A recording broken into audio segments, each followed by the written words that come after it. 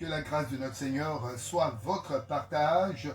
Parole révélée les mardis de 21h à 21h55. C'est avec la mission chrétienne, le CEP de Koumassi, avec l'apôtre Konengwamuru. Avec lui, depuis quelques mois, nous sommes sur un thème qui est très important. Un thème qui nous parle de l'évangile, de sa quintessence. L'évangile qui est la sève nourricière du christianisme. Et donc le thème est intitulé comme suit: la force du christianisme, l'évangile. Et c'est sur ce thème que nous allons encore aujourd'hui nous appesantir pour véritablement ôter les écailles des yeux des uns et des autres. Shalom apôtre. Shalom Yves Landry. Apôtre, la dernière fois vous avez parlé d'un programme que vous avez eu certainement. Oui, on avait eu une conférence. Une conférence, qui voilà. Était un camp, pardon. Un camp. Qui était le camp d'équipement et de prière. Voilà, équipement de prière. Alors, vous enseignez, vous équipez. Alors, l'équipement, ça fait ressortir quoi? Quand vous parlez d'équipement, on parle de quoi souvent? Parce que là, on est à l'enseignement. L'équipement, c'est... Ben, quand nous lisons la Bible, hein, dans le livre d'Éphésiens chapitre 4, la Bible dit que Dieu a donné les 5 ministères pour le perfectionnement des saints. Donc quand nous équipons, c'est pour perfectionner les saints. Perfectionner les saints. En vue de l'œuvre du ministère. Donc voilà pourquoi nous organisons de tels camps afin d'enseigner le peuple de Dieu et de les équiper aussi pour pouvoir s'engager aussi dans l'œuvre du ministère. Est-ce que ça s'adapte seulement aux appelés ou à tous les chrétiens? C'est tous les chrétiens. Tous les chrétiens. Voilà, tous les chrétiens. Parce que lorsqu'on parle un peu de la vie du disciple, la vie du disciple n'est pas forcément liée au pasteur. Voilà, tous ceux qui sont enfants de Dieu doivent comprendre que la vie du disciple est une, comment je pourrais le dire, c'est vraiment important pour eux. C'est une nécessité, voilà. C'est vraiment nécessaire. C'est-à-dire, c'est une nécessité. Et que quand Dieu nous appelle, il a dit dans le livre Matthieu, il a dit faire de toutes les nations des disciples. Tout à fait. Donc nous n'allons pas pour chercher des membres de croyants, mais nous allons faire des nations, des disciples. Voilà, parce que les disciples sont très importants pour le Seigneur et dans la marche. La preuve, quand lui il est venu, Jésus n'a pas bâti une église d'abord. Non. Jésus est venu chercher d'abord des disciples. C'est cela. Et c'est lorsque les disciples se sont constitués, c'est là qu'est née l'église. Donc l'église, nous ne devons pas chercher à aller bâtir des églises. Nous devons chercher d'abord à faire des disciples. Et quand les disciples sont réunis quelque part, l'église naît là-bas.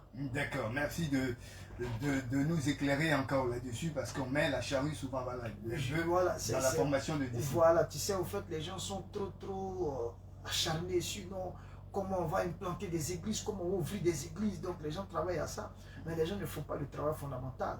Voilà ce qui doit vraiment être en avant, c'est-à-dire aller faire des gens des disciples. S'il y a eu 3, 4, 5, 10 disciples quelque part, c'est là maintenant qu'une église peut naître. D'accord. Voilà. Et ceux-là vont travailler à gagner des âmes. À gagner des âmes, à se multiplier, ainsi de suite. Voilà, afin maintenant, quand un se retire pour aller quelque part, sa responsabilité aussi consiste à faire des disciples aussi. Jusqu'à ce que, voilà, au fur et à mesure, voilà comment l'église s'implante. Mais c'est là qu'il y a la multiplication des disciples. Justement. Parce que si le pasteur seul, il est établi sur une église, il fait tout seul sans former des disciples, il a échoué. Il a échoué. Oui, il a échoué. Ah bon. Tu es un pasteur, tu es sur une église, c'est toi qui fais tout, mais tu as échoué. Il a quand même des collaborateurs, on va dire. Oui, même s'il a des collaborateurs, sa responsabilité consiste à faire des disciples, que eux aussi à leur tour, ils fassent des disciples, des disciples et des disciples. Des disciples de qui? Des disciples de Christ. Pas des disciples d'une église, pas des disciples du pasteur.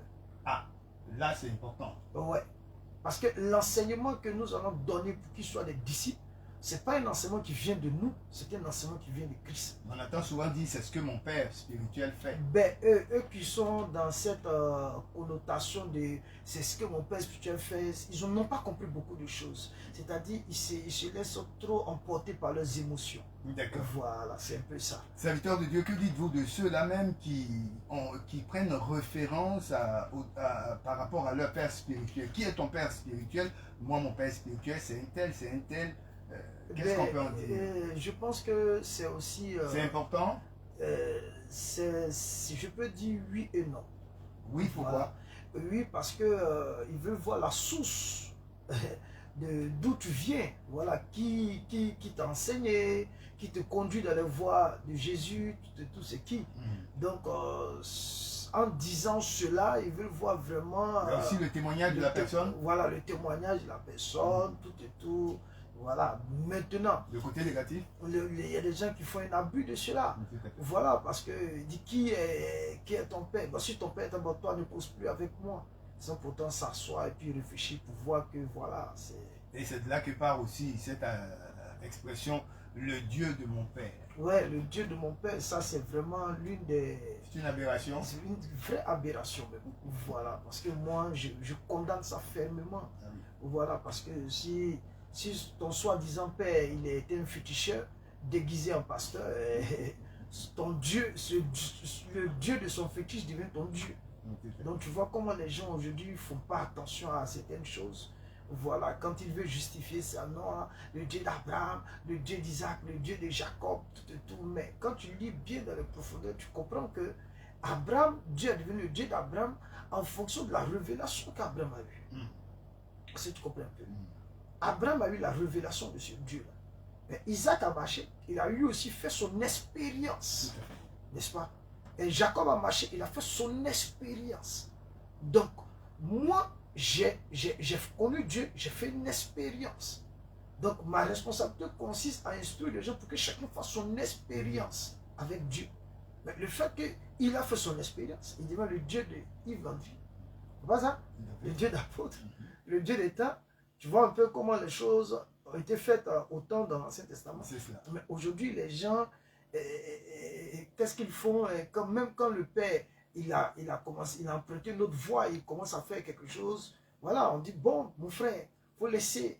C'est Dieu qui juge, tu n'as pas le droit de parler. Oui, il faut laisser, il faut te taire, il faut te taire, il faut te taire, il faut te taire.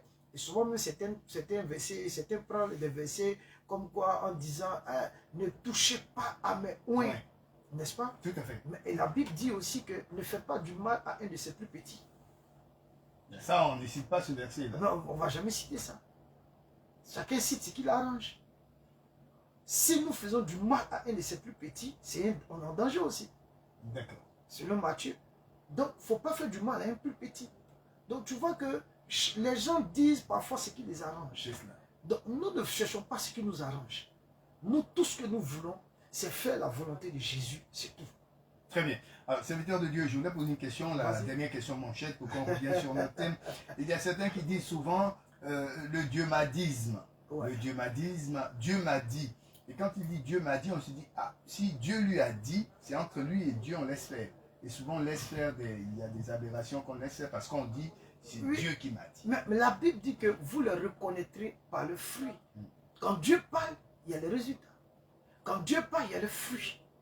C'est ça qu'il faut comprendre. Donc, si Dieu lui a dit, on verra. La Bible dit que c'est par l'accomplissement de ce que le prophète dit qu'on voit si ça vient de Dieu ou pas. Tout à fait. Voilà, il y a des prophètes qui parlent par audace. Voilà. Donc, ça ne se réalise pas. On dit, il a parlé par audace, dit la Bible. Voilà. Donc, si quelqu'un vient dire, Dieu lui a dit, parce que moi, je ne veux pas dire que Dieu ne parle pas. Aujourd'hui, Dieu parle. Et la Bible dit que Dieu parle tantôt d'une manière, tantôt d'une autre. Et l'on n'y prend point garde. Donc, Dieu, il parle. Maintenant, ça dépend. Il y a des gens qui veulent se faire voir, n'est-ce pas, dans l'affaire de Dieu. Tu vois, il y a la pluie qui a commencé à frapper un peu le pays parce qu'on dit, non, actuellement, on est dans une situation. Il y a des gens qui font sortir les prophéties. J'avais prophétisé. Pour moi, c'est de l'orgueil. Ah ouais, j'avais prophétisé que... les images des inondations. Et, oui, j'avais prophétisé qu'une inondation allait arriver. Mais attends, ta prophétie là, en quoi est-ce que ça gagnait les gens? En quoi est-ce que ça transformait le cœur des gens? Si Dieu t'a montré quelque chose, il faut prier. tu vois, aujourd'hui, les gens ont l'art de se montrer que c'est eux qui ont dit que, par exemple, tel va avoir tant, tel va avoir tant. Les gens aiment se rendre propriétaires parfois de la parole de Dieu. Mais certainement, alors que Dieu n'est même pas le propriétaire de leur vie. Ah bon? Ah ben oui. C'est une forme d'hypocrisie. Les Juifs en son temps, ou les religions en son temps, voulaient se jouer les propriétaires de la loi, les garants de la loi. Alors que Dieu même n'était pas même propriétaire de leur vie. C'est pourquoi Jésus les a tous traités d'hypocrites. Donc aujourd'hui, on a affaire à une série de prophètes hypocrites, des prophéties hypocrites, réellement. Parce qu'ils ne disent pas ça dans le but de glorifier Dieu. Ils même pour édifier, mais ils le disent dans le but de se montrer. Qu'on dise que Dieu a parlé par moi, Dieu a parlé par moi. Et puis quoi? Qu'est-ce que l'homme dit la Bible? L'homme est comme une vapeur qui apparaît pour être qui disparaît. Nous ne sommes rien. Celui qui mérite d'être honoré, qui mérite d'être élevé, qui mérite d'être célébré, c'est l'agneau qui est assis sur le trône. Et la célébration de l'agneau sur le trône dépend de la pratique que nous avons des Écritures. Quand nous pratiquons les Écritures, Jésus a dit, oui, si vous portez beaucoup de fruits, c'est alors que mon Père sera glorifié. Donc, qu'est-ce que nous recherchons aujourd'hui? La gloire de Dieu ou notre propre gloire? La gloire de Dieu. C'est ça. Donc, du coup, faut toutes ces choses-là, c'est des conneries.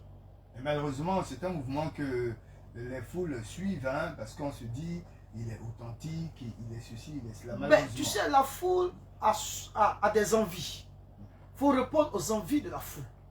Quand Jésus est venu, Jésus n'a pas cherché la foule, mais Jésus a cherché des disciples. Donc, au milieu de la foule, il a fait une sélection. Et la sélection, c'était qui? Les disciples. N'est-ce pas?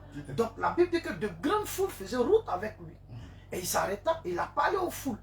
Donc le message que la foule a besoin d'entendre, c'est de renoncer. Il dit, si quelqu'un veut venir après moi, qu'il renonce à lui-même et qu'il se charge de sa croix et qu'il me suive. Donc c'est ce message que la foule a besoin.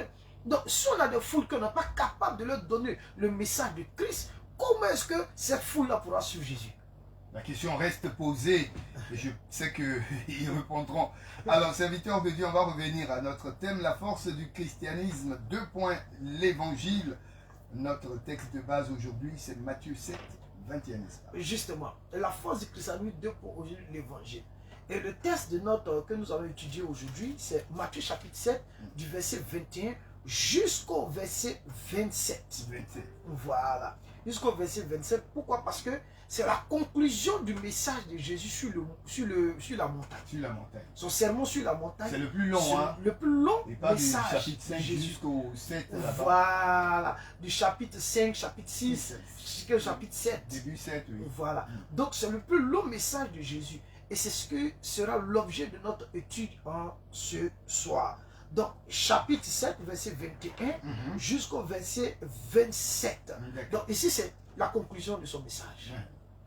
Voilà, la conclusion de son message. Parce que quand Jésus démarre l'enseignement sur la montagne, il commence par dire heureux. Heureux. Et à la fin, à la conclusion, il lance un avertissement. Alors, serviteur de Dieu, avant de revenir sur ce que vous allez dire, le verset 5, 6 et début 7, pourquoi Jésus, là, il commence son ministère et il a déjà résumé tout ce qu'il faut faire. Tout ce qu'il faut faire. Oui, parce qu'au fait, l'enseignement de Jésus sur la montagne a besoin. Les prédicateurs ont besoin de s'asseoir et de l'étudier. Parce qu'il est tellement important. Parce qu'il débute son enseignement sur la personnalité du chrétien. Tout à fait. C'est-à-dire les caractéristiques, le caractère que le chrétien doit avoir. Heureux les pauvres en esprit, heureux ceux qui ont faim et soif de la justice. Donc ici, il présente en quelque sorte comme entre 8 et 9 caractères que le chrétien doit posséder en lui. Et possédant ce caractère-là, après il descend sur le sel. Mais il dit, vous êtes la lumière du monde. Mais c'est sur la possession de ce caractère-là qui fait de nous sel et lumière. Qui donne un impact. Justement. Ah oui, j'ai lu, ah mais dis donc. Parce que si quelqu'un ne possède pas le caractère, il peut pas être une lumière. Tu vois un peu? Il a une façon de dire, il faut revêtir Christ. Voilà, il parle en fait du... Il est heureux, il commence par ça. Il met l'accent sur la transformation, sur la conversion déjà. Tu vois un peu? Il met l'accent sur la conversion déjà. Heureux les pauvres en esprit, car ils verront Dieu. Des gens qui reconnaissent leur misère spirituelle, qui reconnaissent qu'ils sont pauvres de Dieu, qui reconnaissent qu'ils sont pauvres de Jésus, qui reconnaissent qu'ils sont pauvres du Seigneur, qui reconnaissent que sans Jésus, leur vie n'est rien. Malgré qu'ils ont des milliers, ils ont l'argent, ils ne sont rien. Ils souffrent. Heureux, ces pauvres en esprit, parce qu'ils verront Dieu. Donc là, ici, il parle d'une certaine forme d'humilité. Voici un caractère que doit posséder le chrétien, l'enfant de Dieu, le prédicateur. Mais combien de fois on retrouve l'orgueil dans la vie de certains prédicateurs? Hélas. Combien on retrouve l'orgueil dans la vie de certains chrétiens? Vous ne pouvez pas écouter la parole de Dieu et puis il va vous rendre orgueilleux. La parole de Dieu ne rend pas orgueilleux. Mais lorsqu'on écoute la parole de Dieu, elle nous transforme de sorte à nous rendre humbles. Où est passée l'humilité? Donc, c'est par là que Jésus commence. Et possédant ces caractéristiques-là, c'est ce qui va faire de nous le sel et la lumière du monde. Mais comment on peut dire que je suis le sel et la lumière du monde? Il y a tant souvent des chrétiens qui disent, nous sommes le sel du monde, nous sommes la lumière du monde. Mais tu es le sel et la lumière comment? Ils paraphrasent la Bible, certainement. Mais ils peuvent paraphraser. Tu sais, la Bible, là, on ne doit pas la lire seulement. Il faut plutôt l'étudier. Parce que lire la Bible ne suffit pas. Il faut l'étudier. C'est celui qui veut étudier la Bible que Dieu va éclairer et il va comprendre réellement la pensée réelle du Seigneur. C'est tout. Tu vois un peu? Et quand après il aborde la loi, il dit il n'est pas venu pour abolir la loi, mais il est venu pour la rendre quoi? Parfait. En d'autres termes, c'est quoi? Nous ne pouvons pas mettre la loi totalement en pratique parce que nous n'avons pas la puissance de Dieu qui est le Saint-Esprit. Mais aujourd'hui, par la grâce de Dieu, nous pouvons pratiquer la parole de Dieu. Tu vois un peu? Et là maintenant, après il prend maintenant la loi et le prophète et puis il explique pour montrer comment les gens ont interprété les Écritures, comment les pharisiens ont interprété la loi. Et qu'est-ce qu'il fait? Il repositionne la loi dans son interprétation originelle. Il vous a été dit que œil pour œil, dent pour dent. Mais moi je vous dis, il y a des choses que les pharisiens ont ajoutées. Mais lui, il est venu restaurer les choses. Il est venu rétablir les choses telles qu'elles étaient dans les Écritures. Donc, tu vois qu'on a un sérieux problème aujourd'hui dans la façon d'interpréter les Écritures. Jésus est venu interpréter la loi. Comment la loi, Dieu a vu expliquer les choses. Jésus les a ramenés à cela. C'est tout. Mais moi, je vous dis, on disait les temps de la loi parfaite. Il a été dit ceci, mais moi je vous dis, c'est ça. Faites cela, faites cela, faites cela. Tu comprends un peu? C'est ce qui a été dit. Maintenant là, nous sommes en train d'aborder maintenant la conclusion de ce message sur la montagne. Et ce message sur la montagne, qu'est-ce que le Seigneur, qu'est-ce qu'il veut faire? Il touche à un élément important de notre existence. On va le lire tout à l'heure maintenant. Il dit, ceux qui me disent, Seigneur, Seigneur, n'entreront pas tous dans le royaume des cieux. Mais celui-là seul qui fait la volonté de mon Père qui est dans les cieux. Plusieurs me diront en ce jour-là, Seigneur, Seigneur, n'avons-nous pas prophétisé par ton nom? N'avons-nous pas chassé les démons par ton nom? Et n'avons-nous pas fait beaucoup de miracles par ton nom? Alors, je leur dirai ouvertement, je ne vous ai jamais connu. Retirez-vous de moi. Au verset 24, il dit, c'est pourquoi quiconque entend. Tu vois un peu? Au verset 21, il a dit, ceux qui me disent. Au verset 24, il dit, c'est pourquoi. Quiconque entend, quoi? Quiconque entend ces paroles que je dis et les met en pratique. C'est-à-dire tout ce qu'il a enseigné. Quiconque entend ces paroles et les met en pratique sera semblable à un homme prudent qui a bâti sa maison sur le roc. La pluie est tombée, les torrents sont venus, les vents ont soufflé et se sont jetés contre cette maison. Elle n'est point tombée, parce qu'elle était fondée sur le roc. Mais quiconque entend ces paroles que je dis et ne les met pas en pratique sera semblable à un homme insensé qui a bâti sa maison sur le sable. La pluie est venue, les torrents sont venus, les vents ont soufflé et ont battu cette maison-là. Elle est tombée et sa ruine a été grande. Alors, serviteur de Dieu, vous voulez de lire ce texte-là.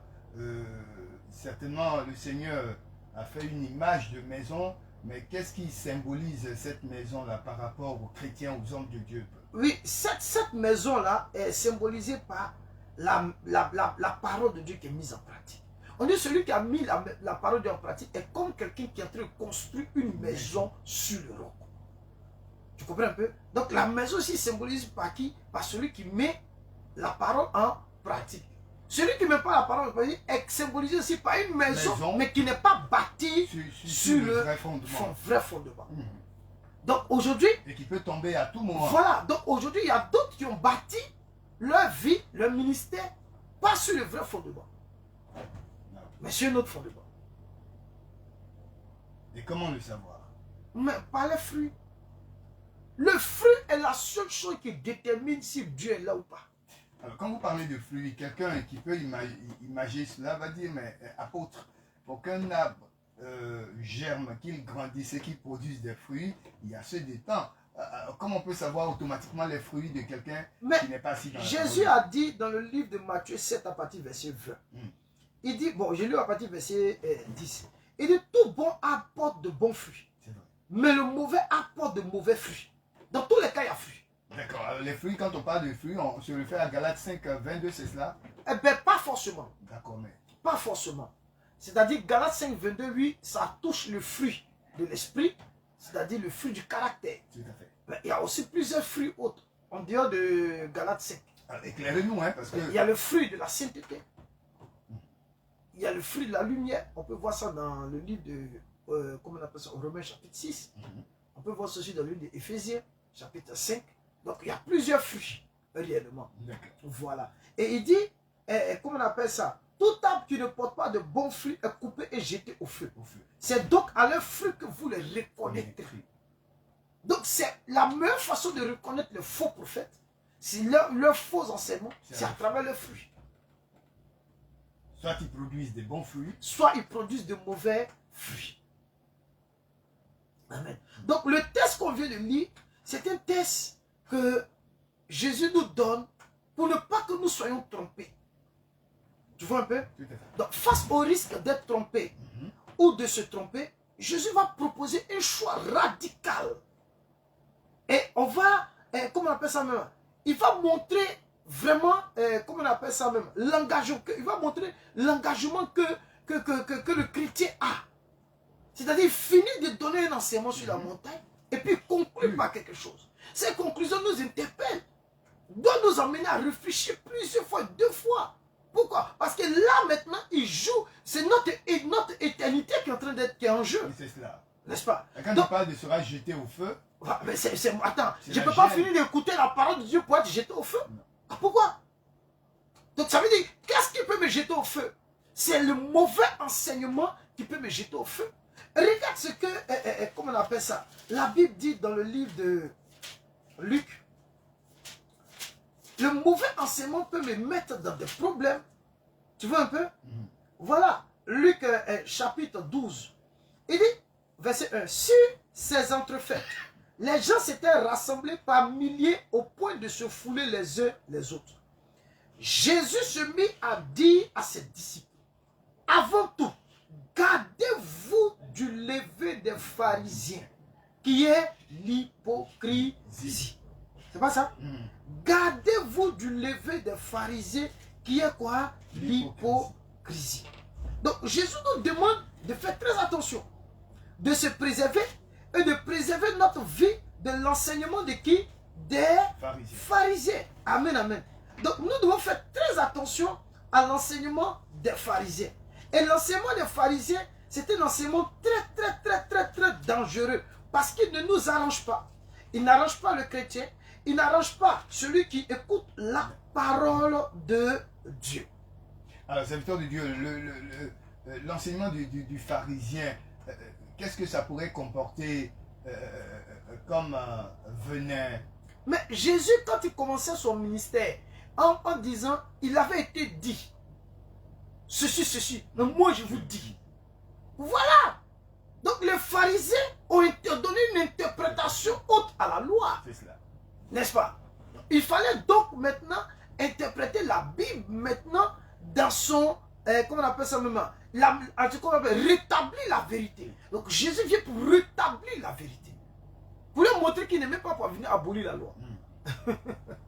Ils ont donné une mauvaise interprétation. Justement. Non, c'est pourquoi il dit, gardez-vous avec soin du lever des pharisiens. Je te donne un peu un enseignement des pharisiens dans le livre de Matthieu chapitre 24, pour qu'on puisse mieux comprendre où Jésus a commencé à les traiter. Non, Matthieu chapitre 23, autant pour moi. Matthieu chapitre 23, qu'est-ce qu'il a dit? Il dit, comment on appelle ça? Faites donc et observez tout ce qu'ils vous disent. Mais n'agissez pas selon leurs œuvres, car ils disent et ne le font pas. Pas les pharisiens. Ils disent et ne le font pas. Maintenant, regarde au verset 13. Matthieu 23, 13. Il dit, malheur à vous, scribes et pharisiens, hypocrites, parce que vous fermez aux hommes le royaume des cieux, vous n'y entrez pas vous-même, et vous ne laissez pas entrer ceux qui veulent entrer. Là, c'est clair. Hein? C'est ce qu'on voit aujourd'hui dans nos églises. C'est notre époque aujourd'hui. C'est notre époque aujourd'hui. Donc, ils ferment la porte du ciel aux gens, et ils n'y entrent pas, mais il ne veut pas que d'autres aussi y entrent. Donc, c'est ce qu'on retrouve aujourd'hui dans les églises. Absolument. Voilà, donc on doit se méfier d'eux, on doit rester prudent vis-à-vis d'eux. Il dit, malheur à vous, scribes et pharisiens hypocrites, parce que vous dévorez les maisons des veuves, et que vous faites pour l'apparence de longues prières. À cause de cela, vous serez jugés plus sévèrement. Tout ce que Jésus a dit en ce qui concerne l'hypocrisie des pharisiens, c'est ce qu'on retrouve aujourd'hui dans nos assemblées, dans nos églises. Comment aujourd'hui certains prédicateurs sont devenus hypocrites envers le Seigneur. Un hypocrite prend sa source dans le terme latin qui veut dire hypocrisie, celui qui porte un masque. Donc regarde les masques que les gens portent. Devant nous, ils peuvent montrer une apparence de piété, mais au fond, ils renient ce qui ont fait la force. Malheureusement. Et c'est ce qu'on retrouve aujourd'hui. Donc il faut être très prudent et très vigilant. Il continue comme, malheur à vous, scribes et pharisiens hypocrites, parce que vous courez la mer et la terre pour faire un prosélyte. Un prosélyte, c'est qui? C'est celui qui n'est pas né juif, mais qui décide d'embrasser la religion judaïste. Donc il devient du coup un juif. Amen. Donc on l'appelle un prosélyte. Donc vous courez ça pour faire des preuves. Mais quand il est devenu, vous en faites un fils de la géhenne 2 fois plus que vous. Tu vois un peu? C'est qu'on court, on est dans les nations. Non, je suis quitté à Sydney, à Melbourne, je suis quitté en Océanie, partout, à Paris, je suis quitté, j'ai mes fils, j'ai mes fils, j'ai mes filles. Mais quand vous regardez ces fils-là, ils n'ont rien à voir avec l'évangile. C'est peine perdue. Peine perdue. Mais ils en font de cela un fils pire qu'un fils de la géhenne. Au regard de cela, ces filles ont une motivation inavouée. Mais la motivation qu'ils ont, c'est quoi? C'est l'argent. Ils ont la même motivation que les pharisiens. C'est l'argent aujourd'hui qu'ils cherchent. Tout ce qu'ils font, c'est l'argent. Si on doit prier pour toi, c'est l'argent. C'est pas ça? Quand ils vont faire hôtel, faut bâtir l'hôtel, c'est quoi? L'argent. Mais attends. Montre-moi où les apôtres ont demandé de construire des hôtels, de bâtir des hôtels puis payer l'argent. Montre-moi. Tu sais, il y a un mouvement, il y a une forme d'escroquerie morale qui est aujourd'hui dans l'église et les chrétiens refusent d'ouvrir les yeux et de voir la réalité, la vérité réellement. Les gens ne sont plus concentrés sur la propagande, c'est ça non? Propager l'évangile, c'est ça non? Ils sont plus concentrés sur le fait de propager l'évangile. Les gens sont concentrés sur comment je vais devenir riche. Comment je vais faire pour avoir ceci, je vais faire pour avoir cela. Au point où même, si les gens du dehors viennent à l'église, ils sont frustrés. Ils sont frustrés. Ils n'ont même pas intérêt à y venir parce que ceux qui en ont déjà, ils vont venir faire quoi? Mais ils leur ferment la porte. Il y a des assemblées où même là, quand tu n'as rien, tu n'as pas le droit de t'approcher du pasteur. Non, pas du tout. Parce que tu es misérable. Ils sont comme ça. Mais quand vous allez leur dire, ils vont dire non, il ne faut pas ça. Mais au fait, dans la pratique, on le voit. Non, il y a des gens qu'il faut mettre autour de toi parce que tu sais que c'est comme si, c'est comme ça, c'est comme si, c'est comme ça, voilà, voilà, voilà. C'est ce qu'il faut aujourd'hui. C'est toute une industrie, une entreprise. Une industrie, et c'est cette industrie-là que Jésus est venu renverser. Et ils l'ont tué. Voilà. L'apôtre Paul a fait les frères. Parce que c'est des industries, ça ne les arrange pas. Tout à fait. Donc voilà un peu l'enseignement des pharisiens et l'enseignement des scribes et des pharisiens. Et c'est cet enseignement-là qu'aujourd'hui les gens comment on appelle ça, aujourd'hui mettent l'accent là-dessus. Que les gens diffusent, les gens Partout, propagent. partout. Donc tu vois qu'à travers le texte de Matthieu 7, 21 jusqu'au verset 27, il y a deux éléments qui se dégagent. Lesquels? Du verset 21 jusqu'au verset 23, Jésus est en train de nous dire, le premier danger que Jésus présente ici, c'est deux dangers. Le premier danger, c'est quoi? C'est qu'il ne suffit pas de dire. Dans le premier danger. Parce que plusieurs diront, Seigneur, plusieurs qui me disent, Seigneur, Seigneur, n'entreront pas. Vous appelez quelqu'un Seigneur, alors que le monsieur n'a jamais été le Seigneur de votre vie. C'est une contradiction. C'est une contradiction. Donc, il ne faut pas écouter tout ce qui dit, Seigneur, n'écoute pas ça. Ils disent, mais est-ce qu'ils le font? Ah, le premier danger. Donc, on dit, ceux qui me disent, Seigneur, n'entreront pas tous dans le... Mais celui-là seul qui fait la volonté de mon Père. Au verset 22, dit quoi? Plusieurs me diront, encore dit. Donc, le premier danger là, Dieu est en train de nous dire, écoutez, je vous ai donné un bon enseignement sur la montagne. C'est cela. Mais écoutez-moi bien, je vous ai prévenu. Je vous ai exposé tout. Je vous ai donné toute la connaissance qu'il faut. Mais ne me dites pas, Seigneur, si vous ne pratiquez pas cela. Ne m'appelez pas Maître Seigneur si vous ne pratiquez pas cela. Donc le premier danger, il ne suffit pas de dire. C'est ça le danger. Il ne suffit pas d'appeler Jésus Seigneur. Voilà le danger. Il faut faire sa volonté. N'est-ce pas? Il ne suffit pas de dire, j'ai fait des miracles, j'ai fait des temps. Il dit, je ne vous ai jamais connu, retirez-vous de moi, vous qui commettez l'iniquité. Il ne suffit pas de dire ça. Et ça devait ouvrir les yeux aux chrétiens. Mais c'est ça. Parce que tout le monde dit Jésus, mais est-ce qu'ils font la volonté Merci de Christ? Voilà le danger. Jésus nous prévient que les gens vont essayer de dire que Seigneur, je t'aime, tu sais qu'il fait ceci, tu sais qu'il fait cela, il fait ça. Ne dites pas ça. Il ne veut pas qu'on dise. Donc il nous prévient. Le premier danger, c'est quoi? Il ne suffit pas de dire. Voilà le premier danger. Oh, ils disent tous. Ah, ils disent tous. Jésus. Le premier danger, il ne suffit pas de dire à la chair que ceci, cela. Voilà le danger. Il ne suffit pas de dire au fond devant les gens que je suis chrétien. Dis là, Jésus n'aime pas. Il faut faire sa volonté. Mais, il dit quoi? Ce ne sont pas ceux qui, comment on appelle ça même, comment on appelle ça, qui écoutent la parole, qui sont justes. Mais ceux qui la mettent en pratique. Donc, il ne faut pas dire. Arrêtez de dire là. Arrêtez d'appeler le Messie à votre Seigneur. Pourquoi m'appelez-vous Seigneur et ne faites-vous pas ce que je vous demande? Donc, le premier danger, c'est ça. C'est ce qui se passe aujourd'hui dans notre milieu. Tout à fait. Les gens disent, ils ne sont pas fatigués de dire, ils disent souvent, oh Seigneur, oh mon Dieu Seigneur, oh si les gars, j'ai dit le Seigneur, j'ai prié, quand j'ai fini de prier, je vous assure, il y a eu une grande délivrance qui s'est passée, ou quand j'ai prié Seigneur, j'ai dit au Seigneur, il y a eu ceci qui est arrivé, mais ça ne signifie pas que Dieu nous approuve. Voilà le danger. C'est pourquoi l'apôtre Paul nous a prévenus. Il dit, éprouvez-vous vous-même. Examinez-vous vous-même, éprouvez-vous pour savoir si vous êtes encore dans la foi. Jésus-Christ est-il là? Est-ce qu'il se prouve? Mais ils ne peuvent pas se prouver. Quels moyens ils ont à leur position pour se prouver? Ils sont quand même tout de même conscients de... Mais parce qu'ils sont... D'autres sont conscients, d'autres ne sont pas conscients, mais ils n'ont pas le temps de lire la Bible. Attends, dis-moi aujourd'hui là, dis-moi le nombre d'églises qui prend dans la semaine pour faire une étude biblique. Il n'y a pas assez, hein, si ce n'est les combats de...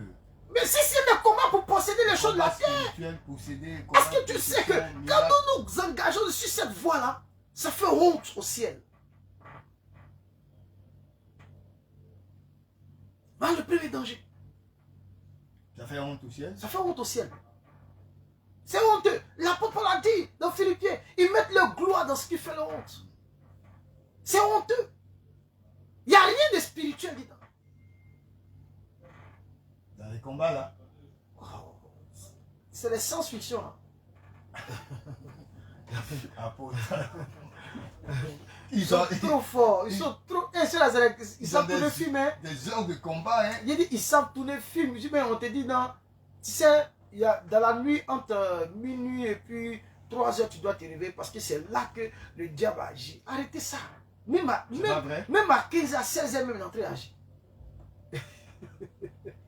C'est des heures stratégiques pour il faut laisser ça là. C'est des conneries. Une prière agressive.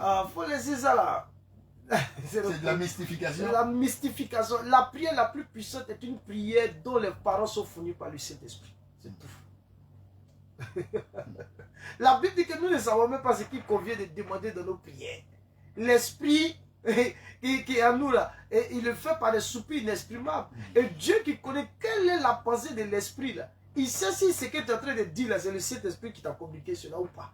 Donc déjà là, que ce soit prière agressive ou pas là, il sait si ça là.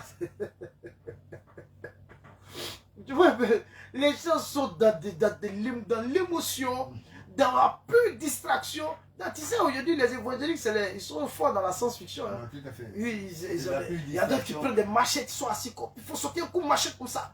Bah.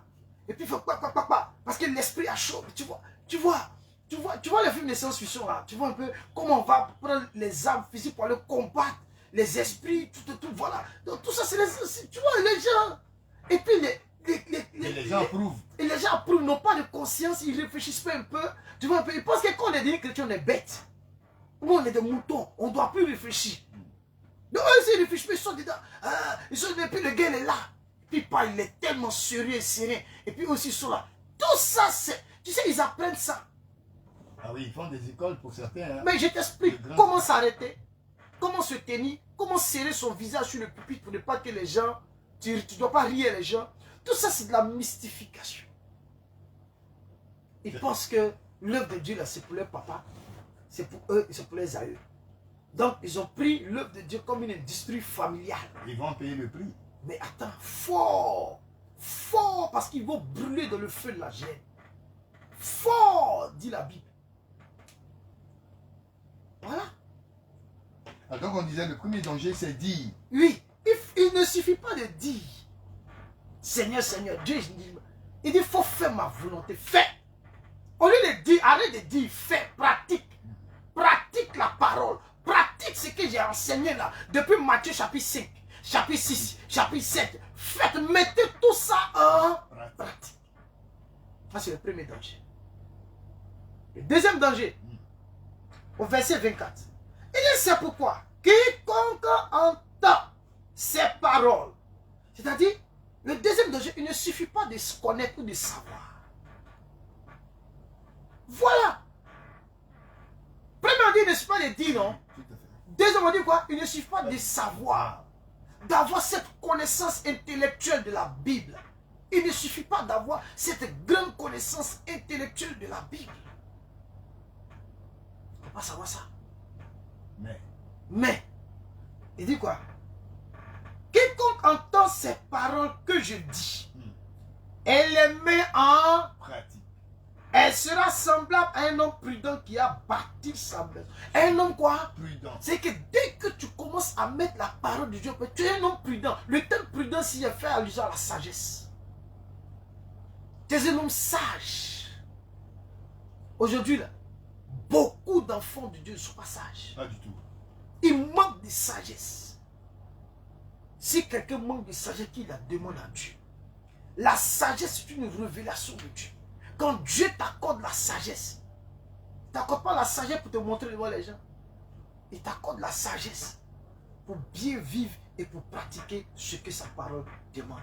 Voilà le deuxième danger. Et il dit, la pluie est tombée, les torrents. Quelqu'un qui est sage, quand la pluie tombe, c'est-à-dire la pluie, les puissances des ténèbres, le monde se lève. Ça ne peut rien. Pourquoi? Parce qu'il est sage. Et dans sa sagesse, qu'est-ce qu'il a fait? Il a mis en pratique tout ce que son maître lui a ordonné. Donc, il ne suffit pas de connaître, de savoir, d'avoir une grande connaissance des Écritures. Mais la connaissance, il ne suffit pas d'être rempli de versets bibliques qui sont pratiqués. Voilà. Serviteur de Dieu, quand on vous entend parler, on peut mettre en doute certains érudits qui connaissent la parole, qui enseignent. Oui, ben On oui. se dit, mais il est pétri de connaissances, mais... Mais je vais t'expliquer pourquoi la parabole du bon samaritain. Là. Je vais t'expliquer pourquoi le sacrificateur et le prêtre, ils sont passés et puis n'ont pas sauvé le monsieur. Pourquoi? Parce que dans la loi lévitique, C'est qui est quand même parce que dans la loi lévitique, quand quelqu'un a du sang qui est sur lui, on ne doit pas le toucher. Ah oui. On emploie cette expression, le bon samaritain, mais jamais on a décodé. On ne doit pas le toucher. On ne doit pas le toucher. Donc, eux, quand ils ont vu, ils n'ont pas touché. Pour eux, la loi dit de ne pas toucher un tel gars, de peur d'être quoi? Impur. En temps, Jésus s'adressait à qui? À un jeune homme. Et le jeune homme à qui il s'adressait, tu sais, en Israël, c'est caractéristique de ce type de jeune homme-là. C'était des gens qui étaient formés depuis l'âge de 6 ans. Depuis l'âge de 6 ans, ils sont formés dans la loi. Donc, ils ont une parfaite connaissance de la loi. Est-ce que tu comprends un peu? Donc, avec la connaissance de la loi, mais Jésus, moi-même, ça fait longtemps que je connais bien la loi, je lis bien la loi dans Luc chapitre 10. Donc, tout ça, je la maîtrise bien. Voilà, donc, je ne comprends pas. Voilà. On dit, un docteur de la loi se leva et dit à Jésus, pour le prouver. Donc, quand eux, ils sont instruits dans la loi, ils se permettaient de faire certains débats. Donc, il allait maintenant faire un débat avec Jésus. Empreint d'orgueil. Voilà. Pour exposer sa connaissance, pour montrer qu'il était un érudit, parce qu'on est un docteur de la loi. Pour exposer ce qu'il connaissait. Donc, quand il est arrivé, il dit, maître, que dois-je faire pour hériter la vie éternelle? Il est venu pour l'éprouver. Donc, quand Jésus lui dit, qu'a-t-il écrit dans la loi? Qui lui tue? Il dit, tu aimeras le Seigneur, ton Dieu, Jésus lui dit, ouais, tu as connu tout cela. Et puis il dit, mais voulons se justifier. Il dit à Jésus, et qui est mon prochain? Le débat a commencé. Jésus, tu veux connaître ton prochain? Viens te montrer ton prochain. Et il lui montre maintenant la parabole. Quand il finit d'expliquer la parabole, il pose la question, lequel de ces trois te semble avoir été le prochain de celui qui était tombé au milieu des brigands? Et il répond, c'est celui qui a exercé la miséricorde envers lui.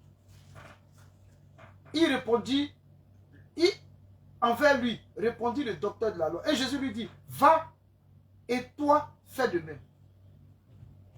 Quelle leçon de morale. Fais de même. Oh, le gars est venu démontrer sa connaissance que dans la loi lévitique, on n'a pas le droit de le toucher. Donc, ils ne l'ont pas touché. Donc, Jésus a démontré que la connaissance enfle, mais l'amour édifie. C'est bien dit.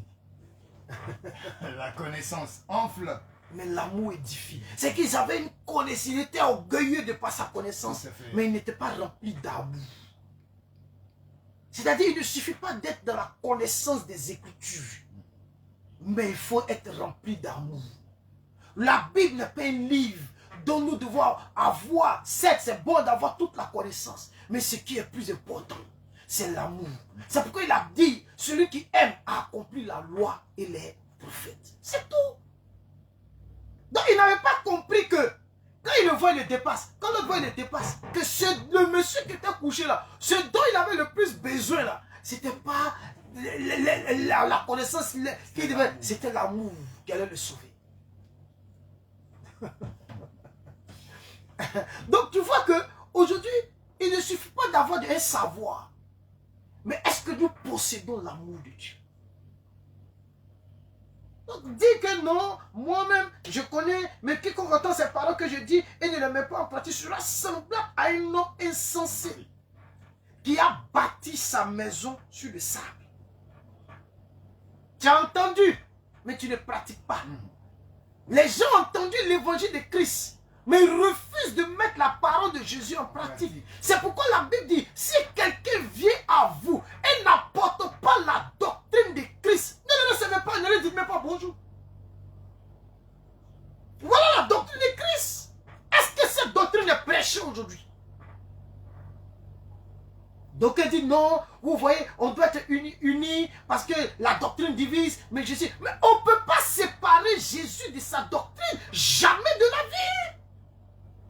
On ne peut pas créer une unité fondée sur le faux.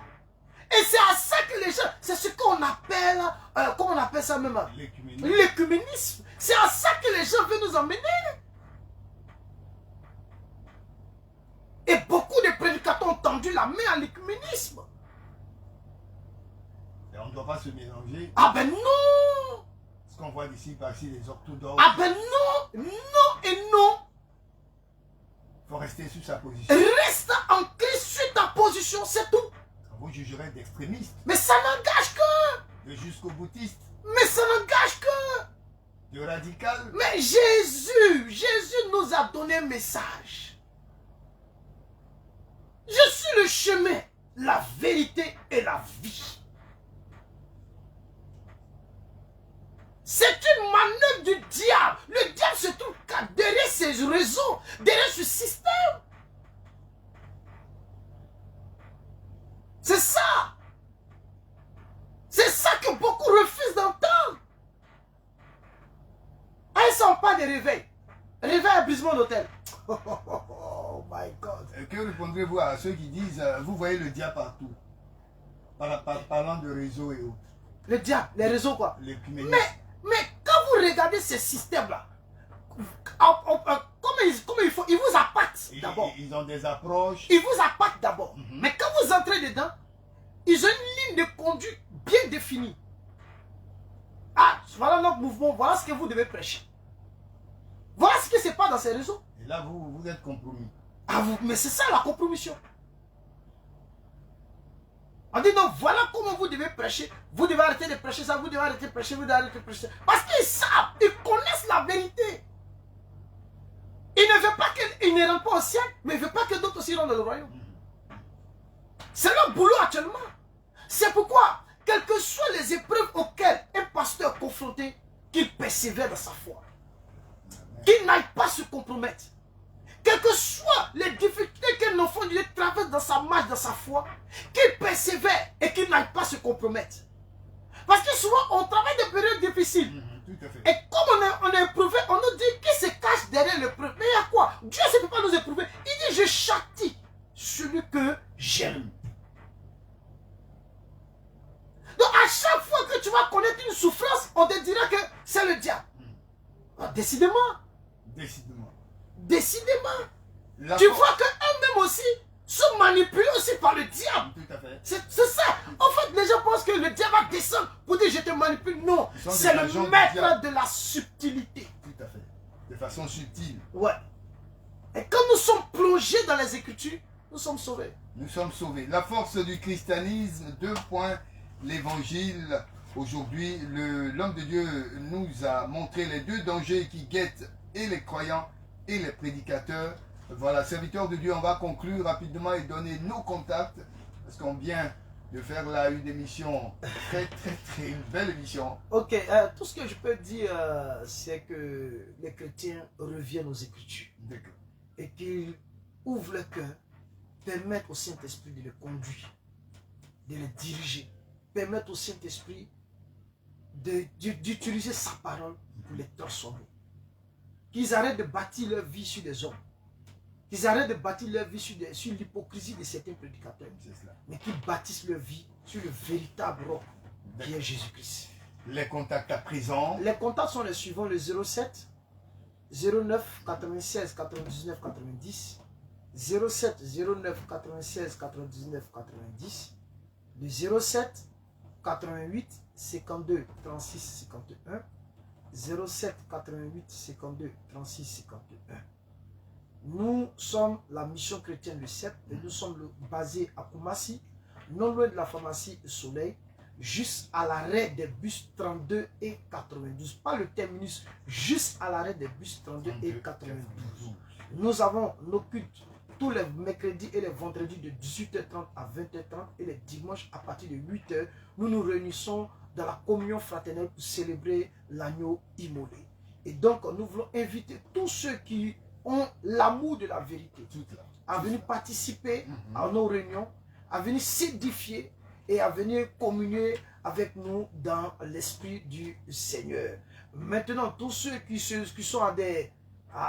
aussi loin que cela, ils peuvent nous rejoindre aussi sur la page, la mission, qui est la mission chrétienne le CEP. Une page Facebook, mission chrétienne le CEP. Là, ils peuvent s'abonner sur la page et puis suivre tous nos cultes en direct. Que Dieu vous bénisse et que sa grâce repose sur vous. Merci bien, apôtre. Parole révélée pour aujourd'hui, c'est terminé. On se retrouve mardi prochain. D'ici là, portez-vous bien. Shalom chez vous. Shalom.